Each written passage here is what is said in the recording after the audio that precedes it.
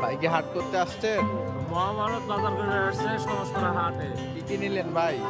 মেলা কিছু নিচ্ছি, কপি নিচ্ছি, তারা শাক নিচ্ছি, লাউ নিচ্ছি, তারপরে পেঁয়াজ নিচ্ছি, রসুন নিচ্ছি, আদা নিচ্ছি, মরিচ নিচ্ছি সব।